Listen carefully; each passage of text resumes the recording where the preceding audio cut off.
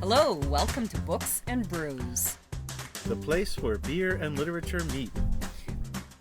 with your host, the seer of the beer, Chris Powell. And Laura Vosica, author of the Bluebells Chronicle. Each month, we invite a guest author to read their words and talk about writing while sipping beer specially paired with their work. Today we have a special compilation of guests from Books and Brews Light, Tara Hodgson, Calvin Schwartz, and Anne-Marie Amiel from Britain. So sit back Have a cold one and dive into some books and brew.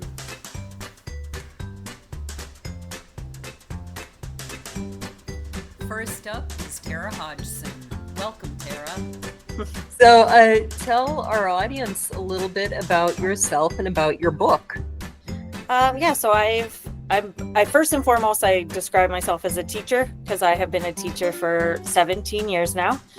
And I've always taught junior high school. So that is why I wrote a young adult book. And it was really inspired by experience that I've had as a teacher, especially in the last 10 years. The book is called Chasing Through Time, and the whole premise is how social media has such a significant influence on teens today. Right, and I'm sure that you have seen an awful lot of that in the schools. Yeah, it's wild, actually. Just even, 10 years, how much has changed for kids. It's quite drastic. Right. Well, I was teaching music lessons up until just maybe about 3 years ago when we started our farm, and now I do that instead. But even teaching one-on-one, I saw a lot of that. I was kind of torn about the pros and cons. So, for instance, there was one little girl. It was a very difficult family situation in which her mother, for very good reasons, became a single mother. And so this little girl at the age of 6 had her phone. So she always had that lifeline and that ability. And her mom would drop her off for lessons at the community center. But if anything held her up, her daughter always had that phone. And yet she was only 6. Yeah. And so what are some of the pros and cons that you have seen with this increase in everybody having a phone? Yeah. Well, there's a lot. And my book does highlight pros and cons as well. But I guess, yes, pros, the connection piece in some ways is significant.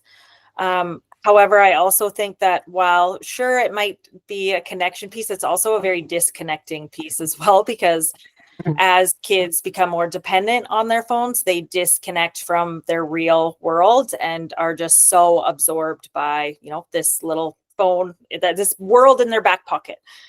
Right. I see a lot of mental health issues creeping in. Like, it's the difference from 10 years ago when I was teaching to now. The anxiety, I think maybe because they need to be connected all the time. They can never escape, some of those things. When I was in junior high and high school, I didn't have a cell phone, and you could go home at the end of the day. And even if you had a terrible day, you could completely disconnect from that day and just be at home. Kids don't have that opportunity anymore. It follows them. And in fact, I would say most of the issues that we deal with at school is stuff that's happening on phones outside of school and how it trickles into, their day-to-day lives. So the premise of the book, it actually follows 2 girls, and one girl is growing up in 2001. So kind of based on my experiences, no social media, no cell phones. And then my second protagonist is growing up in 2022, and just, how there are a lot of similarities in their struggles, but there's so many differences as well, just with that added challenge of the social media piece. Right. And it's funny that you call social media the added challenge. In so many ways, it's wonderful. Yeah, I grew up in the military. So for me to be able to connect with all these people I knew in the past, we're a very mobile society. It's such a great thing. And yet, you're right. It's also a hindrance. Yeah. Well, I think as an adult, we use it a lot differently than kids do as well. So they're not necessarily looking at it as a way to connect with people. They're looking at it as a way to escape reality. So they are completely zoning out, and just that, like, I've actually watched kids just film over at the eyes and just sit there in a trance. Scroll, scroll, scroll, scroll. You know, they're not connecting at that point. They're actually disconnecting because there's people around them at that moment in time and they're not talking to them. Instead, they're completely absorbed by their device. I'm curious, do you think some of the difference is that they grew up with it and adults, especially older adults, didn't? Is that part of why we use it differently? Potentially. I think that's probably part of it, but also just, you know, as an adult, we might recognize more, you know, oh, I've been scrolling for too long. Like, we more filter ourselves, whereas they don't. You know, our brains are different. And they just, yeah, I know, as a kid, you get lost in a television. Like, I would watch hours and hours of television. You know, Mhm. you don't think about the repercussions of that at the time. Right. Yeah. So you have a reading ready. I do. I have a couple, but I think I've settled on one. There are a couple of swear words, but I can filter them Okay. if I need. If, Or if does it it's matter? best to. Okay. Yeah. Okay. If you Okay. can, that would be great. Perfect. I definitely, like, as somebody who's surrounded by teenagers all the time, I tried to write and speak the way that teenagers would. So I will change my words. Okay. All right. So this is from the one girl's point of view. Her name is Emma, and she lives in 2022. So I chose the more current point of view. My room wraps its arms around me as soon as I enter. Band posters suffocate the paint on the walls, old familiar faces after a day full of strangers. A pile of pillows beckons me to bed, a safe place in a sea full of danger. I lie down sideways on the bed, the tiredness and heaviness of my body hitting me like a truck. Just lifting my phone to a line in front of my face exhausts me. I don't want to know. I don't want to see, but I can't bring myself to look away. The violation of words will not end. What a cow. Did she think Preston would actually like this? She's dumber than I thought. She looks better covered up. I reported the photo to Instagram 3 days ago, and there it still sits, a mistake permanently etched onto my skin like a regretted tattoo. Me, black lace, red lips. I close my eyes and hurl the weapon onto the floor. I wish it would just shatter. I wish it would just crumble into millions of tiny, minuscule pieces. The phone, the comments, the photo, all of it. Instead, it buzzes again on the ground, taunting me. I curl onto my side, tears infiltrating my eyes, vision clouding like frost icing the window. I suddenly feel too stuffy, too hot, too trapped. I jump up and begin pacing the short length of my room. I count my breaths, inhaling to 5, exhaling to 5. Inhale, exhale, inhale, exhale. Except it's not working. It always works, but it's not working. Inhale, exhale. Balloon fills, balloon empties. A cold sweat covers my skin like a sheet. I need to get out of this room and escape the claustrophobia that's strangling my throat. My only true haven suddenly feels like hell. I hesitate in front of my phone. I should leave it. I need a break. But knowing and doing are two very different things.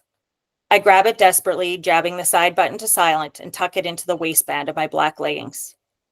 I crack my door open, peering from side to side to make sure my dad is still situated in the living room, nursing another can of Budweiser while watching the hockey game and playing games on his phone. I tiptoe into the dimly lit hallway, photos of a younger, happier me scrutinizing me from both sides. My feet glide along the hardwood floor, skipping over the boards I know will protest beneath my steps. The stairway is dark. My heart hammers in my chest, sweat pooling at the back of my neck.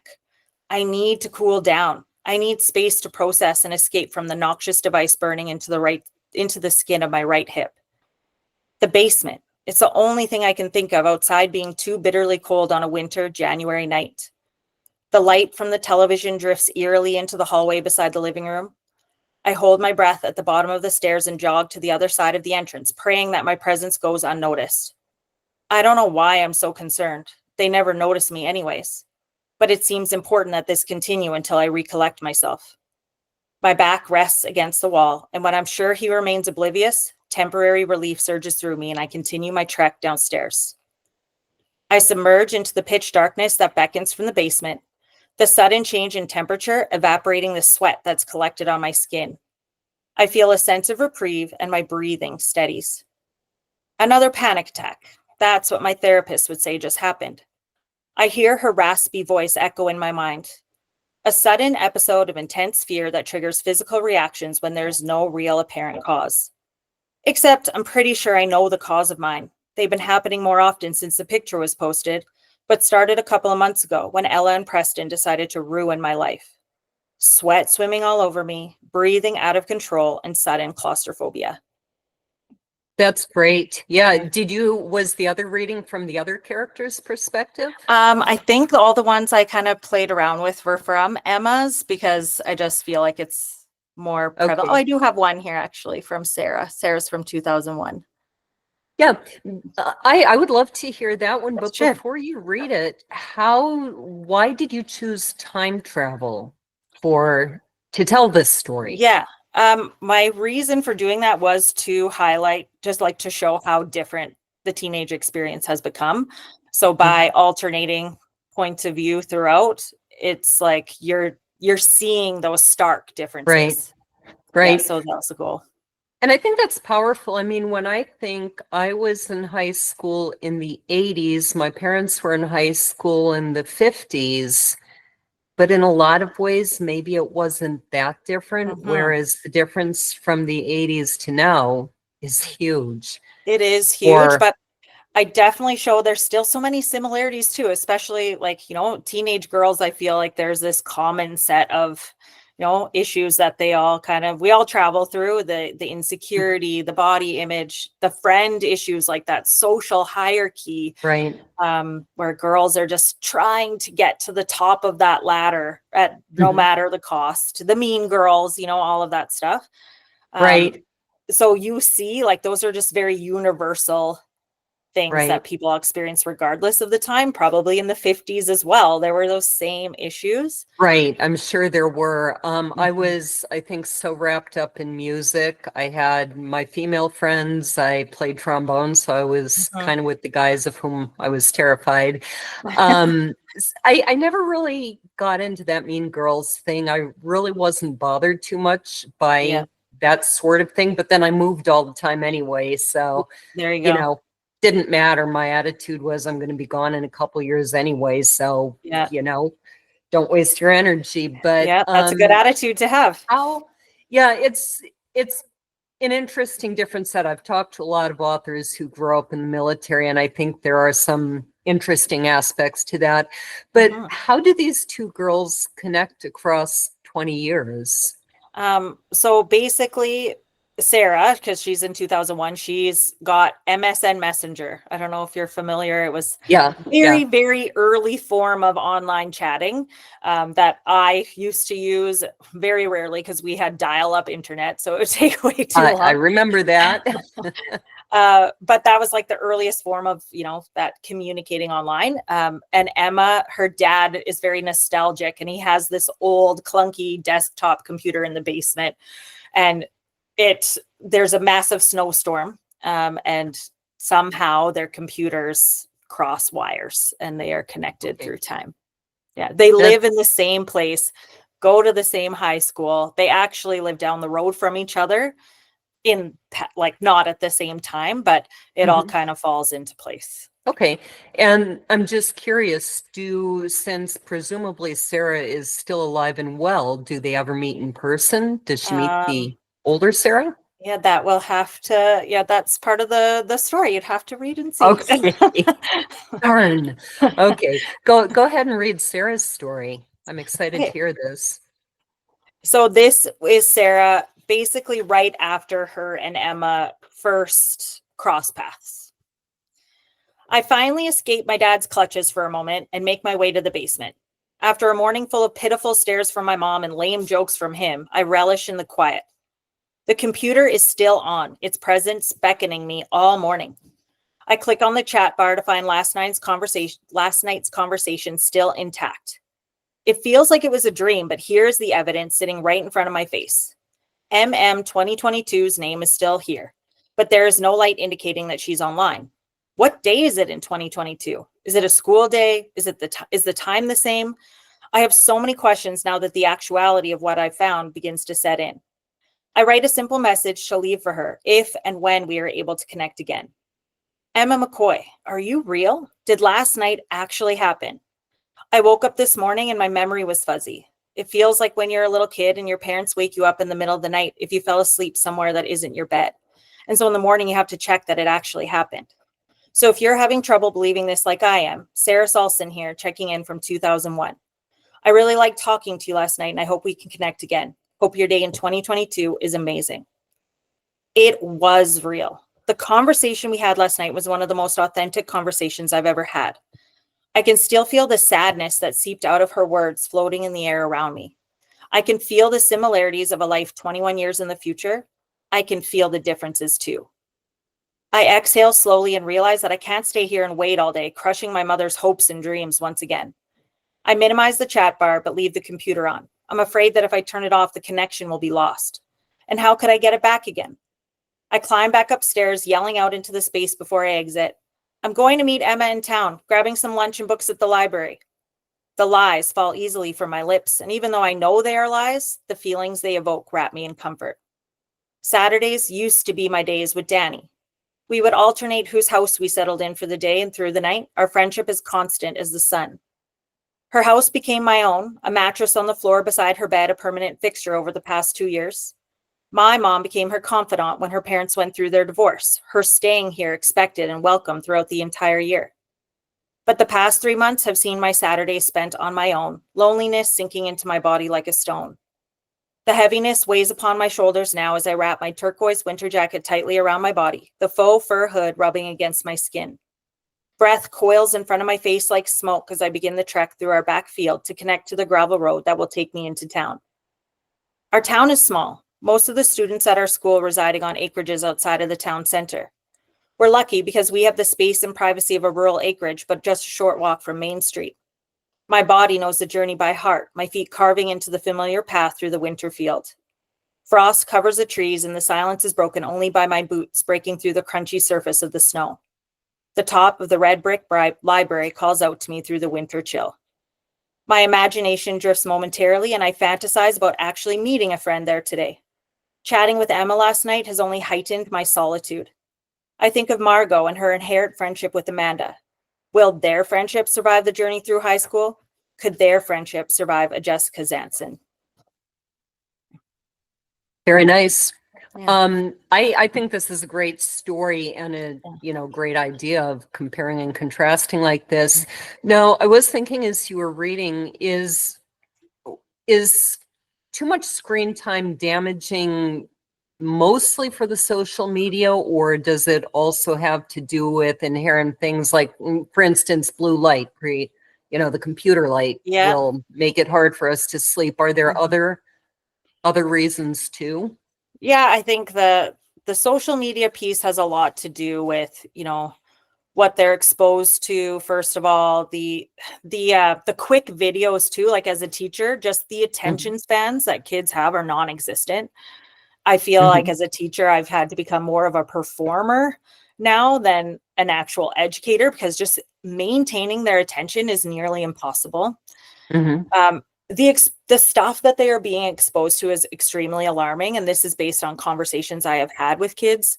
For instance, like for a group of young girls, they have told me it is normal to receive inappropriate photos on a daily basis.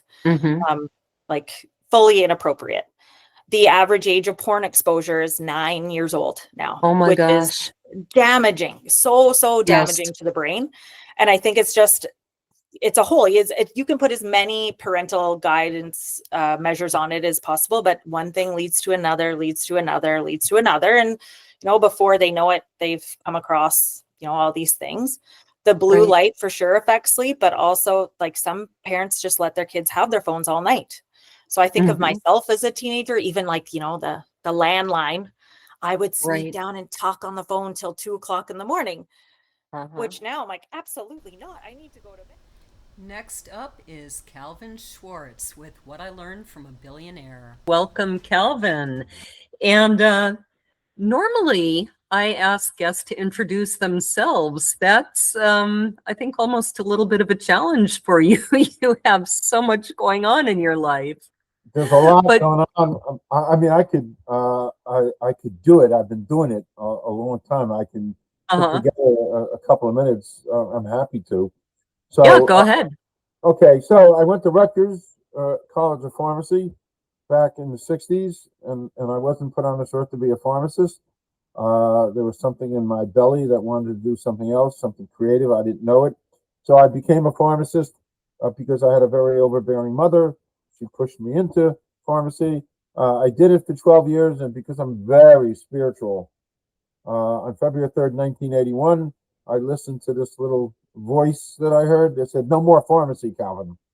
So I just got married. My wife and I, we bought a house. We got married, and I informed her that morning, I'm quitting my profession. And of course, she said, "What are you going to do?" I said, I don't know.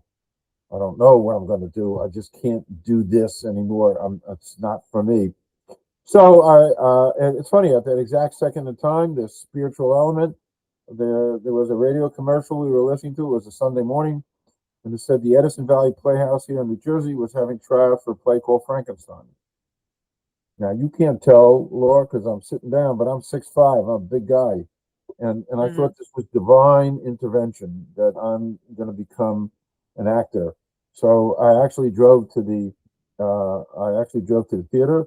They gave me a script. I went on stage, and I read for the part in the play. That was, again, February 3rd, 1981. I'm still waiting to hear if I got the part or not. I'm assuming I didn't. I think that's a safe bet at this Safe point. bet. So I sat home for 6 months, and actually my marriage was kind of unraveling because, my wife's teaching, and I'm just watching soap operas and stuff, One Life to Live, General Hospital. And then I had a relative say, "Cal, you got to do something. I'll get you a job selling eyeglasses." So out of desperation, not really wanting to do that, I took a job selling eyeglasses. And there was a little communicative spark. Gee, I like talking to people. And I did okay with this company. And within a year, I built up a nice reputation here in New Jersey. So I was offered a job with a startup company as a new division with an up and coming company called Luxottica Group. I took that, and my first year with Luxottica, I was #1 in the country, and then soon thereafter became a regional manager, and I stayed with them 25 years because I loved them, and I loved selling, and I took 50 courses in selling, and I watched my boss, because I spent 25 years there, become the richest Italian in the world. So I saw all the things he did and the thinking processes and all the things they did.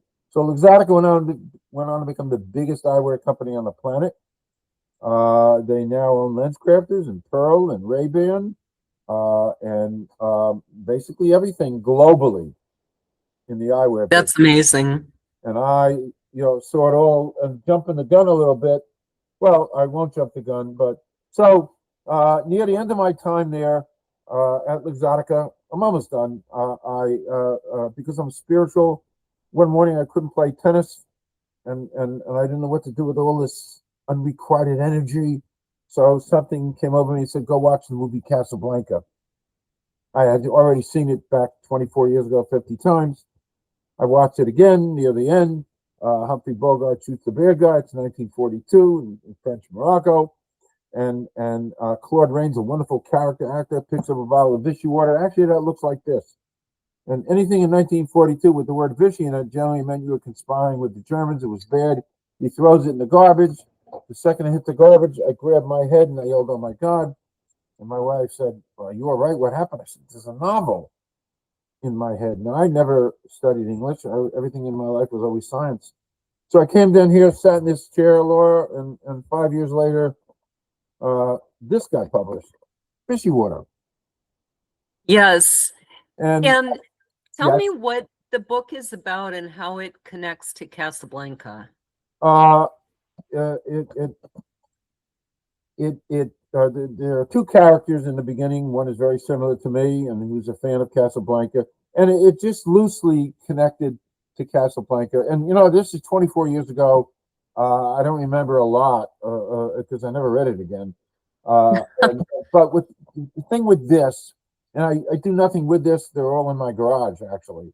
Mhm. This became a spiritual vehicle for me to completely change my life around. Completely. And I mean, if you had a few hours, I could tell you some of the nuances and Yeah, I'd be interested to know. So was it the writing of the book or the subject matter? it What was what changed your life? it was neither. It was the fact that I wrote a book that was so Hmm. far removed from who I am and what I've been my whole life that I wrote a book.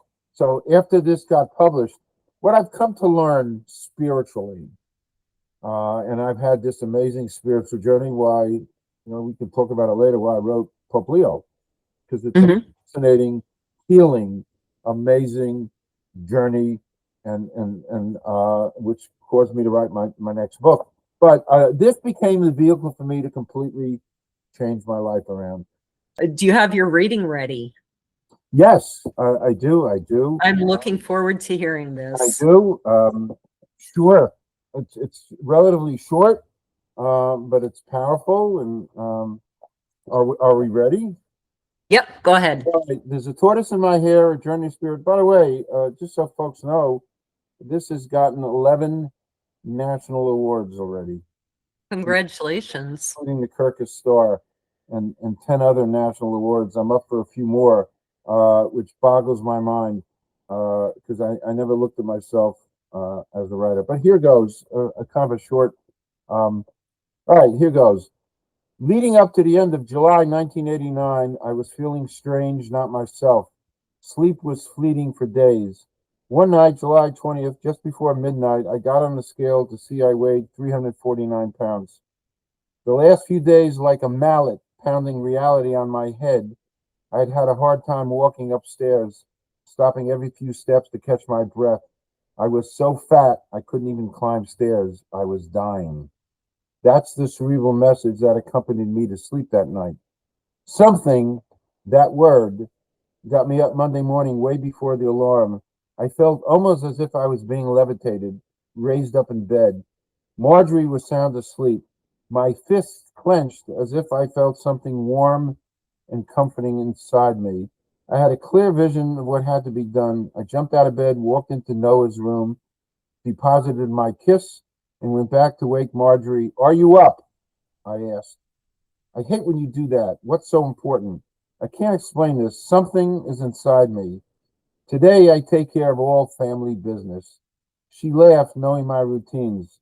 Quoting the Godfather again. What do you mean? Her patience was ebbing away. No more cigarettes. I'll throw them away.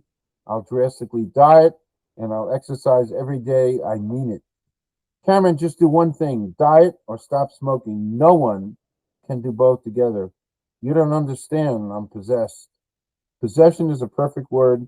Something came into me, filling my senses with more determination than I'd ever experienced. I crushed my cigarettes satisfyingly in my hand. My diet consisted of 500 calories a day, a few pieces of pasta, chicken or fish, fruit and salad, no dressing, no sugar. To keep my mind off from cigarettes, music played in my ear 24/7. Simon and Garfunkel were companions, especially Scarborough Affair and Donovan's Catch the Wind. Perhaps I listened to Donovan 50 times a day. It became my anthem. Every night I'd walk a mile around the development. 2.5 months later, I'd lost 100 pounds. The weight loss was so dramatic that on sales calls, if the account hadn't seen me in a few months, sometimes they didn't recognize me. Rumors abounded that I had AIDS, but my life was Oh, saved by something. I know that. My life was extended, given a purpose, a journey. In short time, I'd receive even more dramatic spiritual intervention. that's an amazing story. I read that you had lost 100 pounds that fast, and I was curious how. Uh, I think willpower is usually the hardest thing. What gave you the willpower to eat like that and exercise like It that? it it it was beyond me. That Hmm. that was not a component of me. That was a spiritual. That was a Yeah. spiritual intervention. to have that kind of willpower and determination. Listen, if I could bottle that and sell it on Amazon, I'd be very rich. You'd be the billionaire. Yeah, I would. So, I would.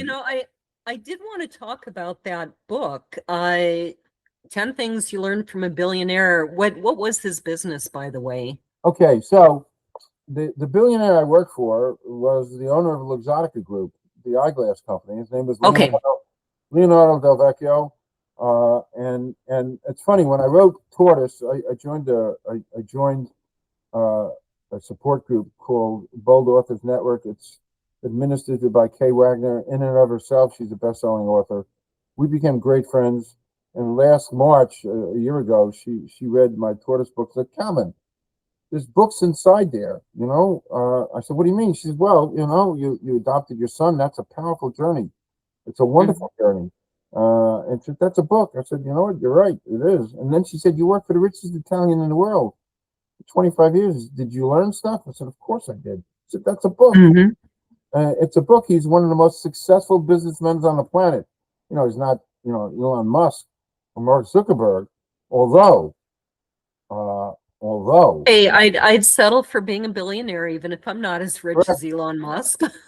Yeah. I'm not picky like that. And he had a great vision, and so I started to think about that. And last May, I scribbled down 10 things I learned, from this billionaire, and my time there. And then not only him, of course, it's the executive team, the vice president, who lives in Minneapolis, by the way.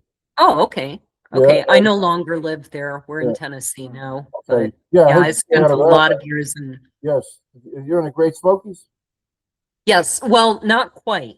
Not quite. We're kind of, what are we, north? Are we northeast or northwest? Regardless, I have my office, if I ever use it, is in the room above our garage. It's this huge room, the length of the garage. And because I'm up so high, I can actually see the Smokies from my office. Wow. Yeah, from our backyard, I can't, but up in that room, it's so high that I can see one more layer of mountains. So Yep, nice. and the farthest one is the Great Smokies. So nice. Because anyway, Kay and I, we talked last June, and I said, how about you and I collaborate and do this together? You can do the clinical business stuff, and I'll write my Calvin stories about my experience with the billionaire. So in July, we started writing it. We finished in August, and 2 weeks before Christmas, this got published. There's nothing revolutionary in here, but every lesson here are things we've forgotten on our journey. These are powerful, basic lessons of life and learning and interactions with people. Because listen, everything you do in life, if you think about it, is a sale. And I think that speaks to one of the points you make in this book is the idea of craft your reputation like you would a fine wine. That's so important. And what are some of the details of that? What would your advice be to people about how to craft their reputation? Well, your reputation is everything. Yes. It's absolutely priceless, and he would always harp on that. Your reputation is everything. You've worked for that. You can take things to the precipice, but don't go all the way. Stop, think, network. Life is a sale, so you got to know how to talk to people. That was one of the most important things I learned. There are 4 kinds of people who, quote, do the buying in this world, if you think about it. And each person, each category has a different requirement. And if you learn those, you'll learn how to sell to people. Because listen, if you're with 4 friends, there's 4 of you, and each person wants to go out to a different kind of restaurant. One wants Italian, one wants Thai, one wants a diner, one wants Asian, and the winner is the guy who's the best salesperson. And that's where you go. He wanted to go for Italian. That's where you go. You're going for Italian. So, but those are some of the things. Do it now. Do it right. He was a big proponent of that. If you're going to make a decision, you're going to do it. Do it, and do it right. Right. One thing I really liked was his comment that be kind to the people you meet on the way up, because you're going to meet them on the way down. And because my sort of field of expertise became medieval Scotland or medieval times in general, there's a fascinating, I believe it's a wood carving that is from the medieval times, and it shows a wheel. It's called the Wheel of Fortune. It does not involve spelling, but it shows that there's a king on the top and a peasant on the bottom, and, you know, maybe two sort of middle level people. And the idea even then was that this wheel is going to turn, and you may be a king today, but you don't know what you're going to be tomorrow. And you know, the people you step on. Now, this is funny. This just sprang to my mind. About 12 years ago, maybe, a friend and I, she was an older lady. She was maybe in her 70s at the time. We went to Scotland together. And we were walking all over, and we were staying in hostels. And we went to this one hostel, and there was this kind of angry young man, very arrogant, full of attitude. I don't even remember what set this off, or I don't remember what he said, but he was just snarky and rude to us. Like, I have no idea why. I think it was pretty clear that he figured, you know, I'm a traveler in a hostel, you're a traveler in a hostel. I can do and say whatever I want because I'm never going to see you again. You can guess what happened. I believe we took off to Stirling or Edinburgh the next day.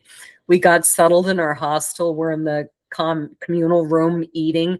Guess who walks in? And he took one look at us, and his face just fell, and he's like, oh no. And I think we just laughed. We're like, you know, we were both old enough to be like, who cares what a stranger says? But he was really embarrassed. And I thought that's a great lesson. You should treat people well, because you don't know when you're going to run into them again, against all odds. I mean, I'll tell you my other favorite story, that why I wrote Pope Leo. Is in 2016, my wife and sister-in-law and cousin, we planned a trip to go to the Holy Land. At that point, I had been treated for 2 years for my knee.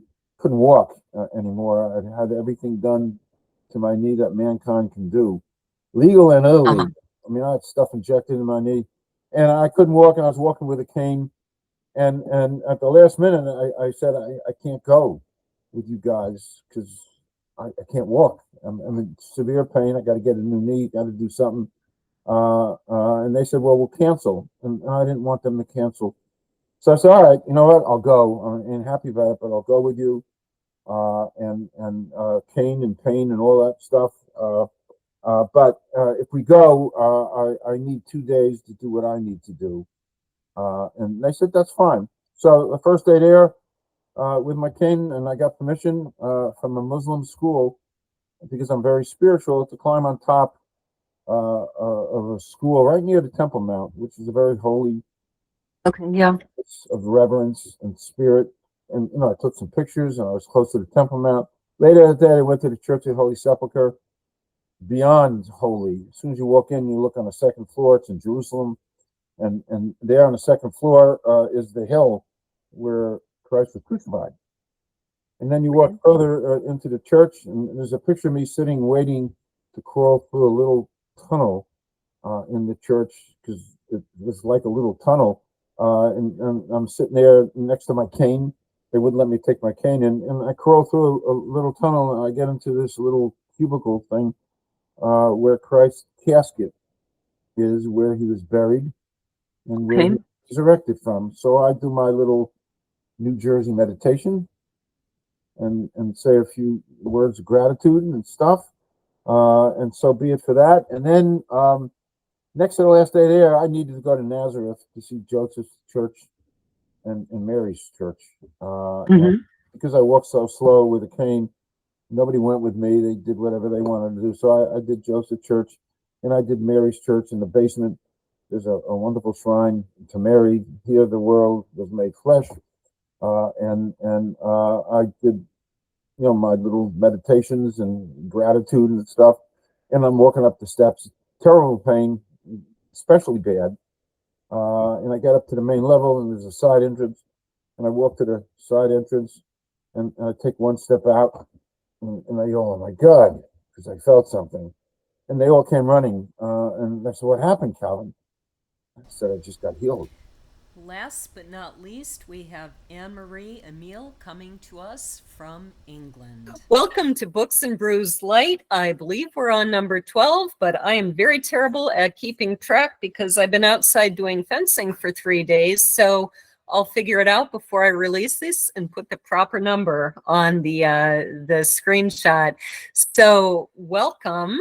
And Anne, you write under Anne Ford, is that correct? I actually write under my own name, which is okay. Anne-Marie Amiel. Okay. I should have asked how to pronounce that. Welcome. Tell our listeners something about yourself. Well, thank you. I'm very happy to be here.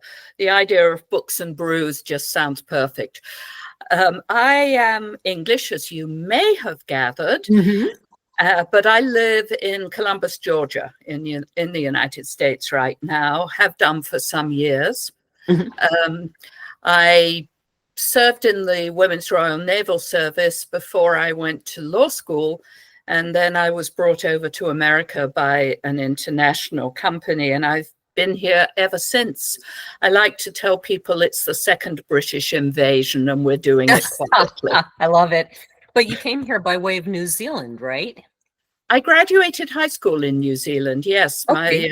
My mother took me there when I was 10 years old, and we left shortly after I graduated high school 5 years later. But it's a beautiful country.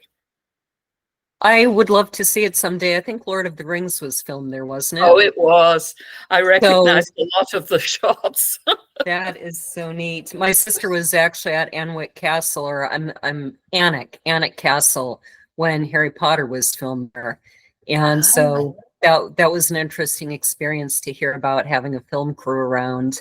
And so what did you do in the women's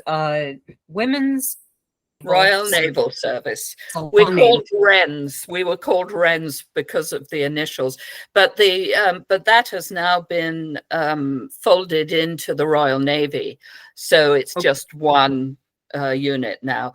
I was in communications, so I did coding, decoding, handling messages from ships at sea and things like that.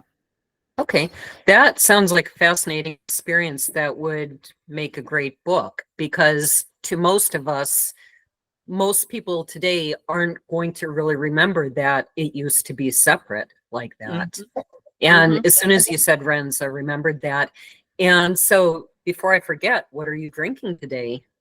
I'm drinking Lady Grey tea. Since you write cozy mysteries, I thought this was hot coffee curled up with the cozy mystery is perfect. And of course, I do love the mug. All I need is my dog and a good book. And I don't really care for the picture, and I don't care for the fact that that is not an Irish wolf found on the mug, which is my dog is. But I do like the saying. So it seemed just perfect for your book today. So a little bit about your book. What a segue. My new book is actually, most of my books have been set in medieval England, but I have changed it up a little bit for the newest one. It's set here in Columbus, Georgia, and it's a murder mystery where the ghost of Edwin Booth helps them solve the murder. He did actually play the Springer Opera House here in Columbus, so it's entirely possible, and he is supposed to haunt the theater. So there really was an Edwin Booth. Yes, yes. When in all these years, and I've been to Ford's Theater, I know all about John Wilkes Booth. I never knew he had a brother until I read about your book. He had two, but Edwin was fiercely for the Union. So that must have led to some pretty interesting dinners. So yes, and in fact, it's a true tale that he actually saved Abraham Lincoln's son. Right before the war, his son had fallen onto train tracks, and Edwin Booth jumped down and saved him. So That's amazing. He was an interesting character. He was their father, Junius Booth, was a very, very famous actor, and of course both John Wilkes Booth and Edwin took after him. Edwin Booth was a very well known actor, and he was very famous for playing Hamlet. And the start of my book is basically a revival of the Edwin Booth Hamlet that played in the Springer in 1876.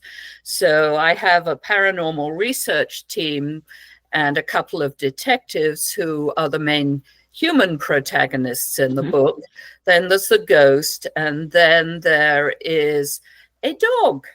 And the dog just happens to be my Westie, because I have a Westie. I wondered about that.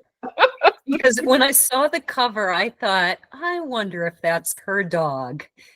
Does he become sort of a major part of the story? Well, he's in quite a lot of it. And Edwin Booth interacts with Finley. Okay, so is Finley, is he in Edwin Booth's time, or is he in the modern time but interacting with the ghost? He's interacting with the ghost. Oh, I love that. Yes, he's owned by, well, I actually retired last year. I was the risk manager for the city, for Columbus. And I retired last year. So because this is set in Columbus, I have a lot of characters that belong to the city staff, including a newly created position for my book, the Director of Risk Management. And Finley is owned by the Director of Risk Management. And I could be perfectly free with that character because she's modeled on me, so I'm not going to sue me. Well, unless you develop a split personality, I guess. So I was curious how you got from the Royal Naval Service to law to research and then to writing. How did that path happen? Well, when I was at school, I wanted to actually study archaeology. But when I graduated from high school in New Zealand, I was only 15.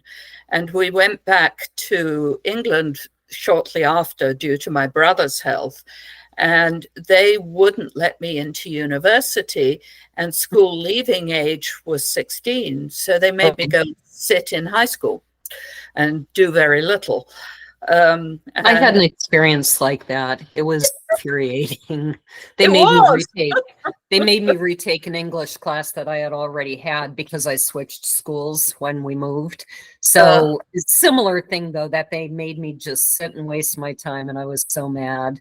I still am. I'm not going to let it go. Well, in the end, I decided to go into the Women's Royal Naval Service because I always intended to go in. But I got my mother's permission to go in at 17. And the principal of the school was absolutely enraged. She said, "You've got to go to university."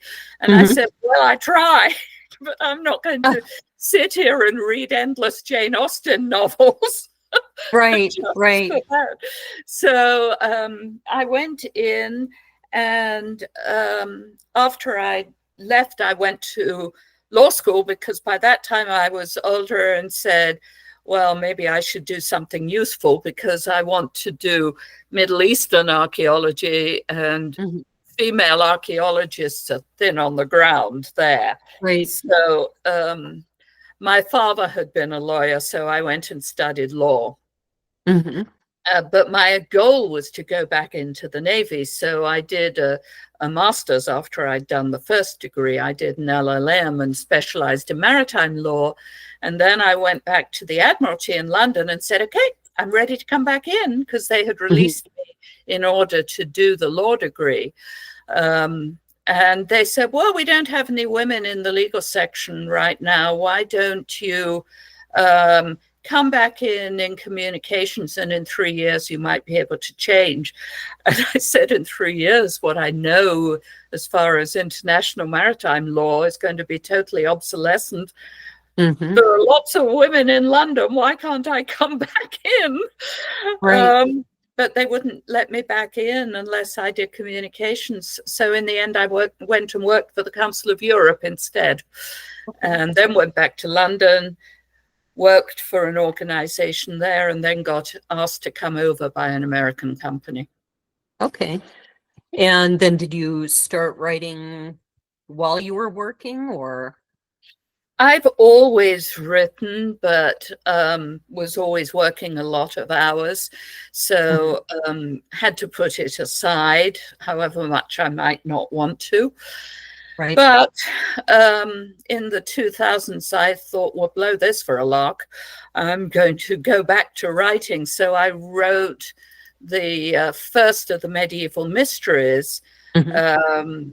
And I sent it out to some publishers, all of who said, well, we actually like this a lot, but we're not planning to publish this kind of book right now. Try again later. But the whole publishing industry changed in the intervening years. Yes. It changed a lot. It did. So in the end, I published Crusader's Way with a very small printing house in 2021. And then followed it up with 2 more medieval mysteries. And I will return to that series, but it's very labor intensive in terms of research, if you want to be accurate. Right. My books are set in 1314 Scotland, 1314 to about 1319. And when I started, strangely enough, I ended up there because I'm a trombone player, not because I have Scottish heritage. And I'm not going to ask. That makes no sense. It's a long story, which I've told in plenty of interviews, so people can find that. But when I started writing, I had in mind Mel Gibson, you know, Freedom, Braveheart. And so I put everybody in kilts, started doing my research, and went, oh, kilts didn't come in till several hundred years later. I mean, I knew nothing. I had assumed that Mel Gibson did his historical research and that his movie was historically accurate. No, blue paint was centuries before, kilts were centuries after. So yes, I get the research. It's very labor intensive, but fun. You have a reading ready for us. I do. I absolutely do. Get down, baby. Okay, so this is from Haunting Justice, which is the title of the book. And the first part is the prologue. It's in Columbus, Georgia, 1876. I never thought to tread the boards again. The man waiting for his cue in the wings of the Springer Opera House was of average height, but his sad brown eyes seemed to gaze into a distant fate that did not bring joy. I hear him coming. Let's withdraw, my lord. Fixing his face into his role as Hamlet, the actor strode onto stage. To be or not to be, that is the question. There was little that could be seen beyond the footlights, but the actor could feel the expectant, admiring silence of the audience beyond. Whether 'tis nobler in the mind to suffer the slings and arrows of outrageous fortune, or to take arms against a sea of troubles and by opposing end them. The actor's eyes were caught by a faint flicker of white above the orchestra seats in the theater. Someone must be leaning forward over the balcony rail to see him better. To die, to sleep, no more. And by a sleep, we say we end the heartache and the 1,000 natural shocks that flesh is heir to. A scream broke apart the actor's soliloquy. The sound of something crashing into the orchestra seats below the balcony was followed by more screams and cries for help. The actor on stage froze. Then, as he was joined by other cast members and crew, a cry went up from the rear of the orchestra seats. "It's a little girl. She fell from the balcony. She's dead." Tears came to the actor's eyes. "Must my family bring such sorrow still?" Edwin Booth bowed his head and prayed. Chapter 1, Columbus, Georgia, present day. A hit, a very palpable hit. The rehearsal had gone well thus far, and the cast was looking forward to finishing going through the last scene of the play so they could take some time to rest before this evening's opening night. It was not to be. "Barry," shouted the director, Justin Wenzel, "remember the staging. You do not walk to the front of the stage to say your line. You remain stage right." Barry Wildman, well aware that his minor role as Osric did not require him to deliver any line center stage, pouted. Barry was a 52-year-old man, short and round with a bald head and wet gray eyes that rarely smiled. Now, casting a malevolent look at the director, he retreated. Justin cared little about Barry's ill will. All he cared about was the play and the opportunity it might present to return to New York. A tall, thin man with dark, almost black eyes and brown hair. His nervous habit of running his fingers through his hair when frustrated was on full display as the dress rehearsal proceeded. An hour later, having rerun several scenes to Justin's eventual satisfaction, the players returned to their dressing rooms and changed back into street clothes. "I think that went pretty well," said Richard Wellborn, walking into his wife's dressing room. A tall man with lush gray hair and piercing dark eyes, he looked fondly at Susan Lincoln. Playing Claudius to her Gertrude enabled the couple to be together, something that they both enjoyed. "It wasn't too bad," Susan replied as she removed her makeup. "The tension between Justin and Barry doesn't make for the best atmosphere, though." Her silver white mane, curly from its regrowth after treatment for cancer, gleamed as she raised her head to look at her husband. "That man is a toad." Susan couldn't hold back the smile that came to her lips at the tone of disgust in her husband's voice. Richard's face eased at the sight of his wife's smile. He put his arm around her and said, "When you're ready, let's go have lunch at that wonderful Italian restaurant we discovered the other night." "That would be fantastic," said Susan, turning back to the mirror. "Who cares if I can't fit into my costume by the end of the run?" I like that. And you said this is all historically based. Did a little girl really fall? That's the legend.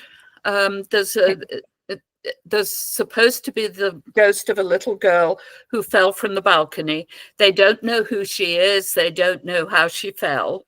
But of course, my book proposes Okay. a name, Answer. And Yes. is there a legend that the Booth family brought ill fortune? No, but, I would say that Edwin Booth never recovered after the assassination of Lincoln. He never recovered from the feeling of despair or distress that his family should have been involved. He was actually going on stage to play Hamlet, I believe, at the time of the assassination, not at Ford's Theatre, of course, but elsewhere, and was pulled off because of the assassination. And he did not go back on stage for quite a while because there was such ill feeling about the Booths. But he did return to the stage. He never got over his family's part in it, though. Was most of the family for the Union? I think it was kind of split. Kind of split. Okay. Yeah, and but he was very pro-union. Their father, I think, kept a lot more quiet about his political opinions all the way through, which maybe isn't surprising if you've got two sons, each of whom are strongly for one or the other. You may want to try and keep family peace. So it was very, very difficult for Edwin, and he never really got over it. What about the third brother? Junius Junior. He was not nearly as good an actor as any of the other members of his family. And I don't really know which way he went in terms of the Civil War. Nobody really covers him all that much because he was kind of a mediocre actor. Oh. So, if you're not a good actor, no one cares what you think, huh? Yeah, apparently so. Coming next month, we have S.B. Darkmoor coming all the way from Egypt, so tune in to hear all about the psychological thrillers. Cheers!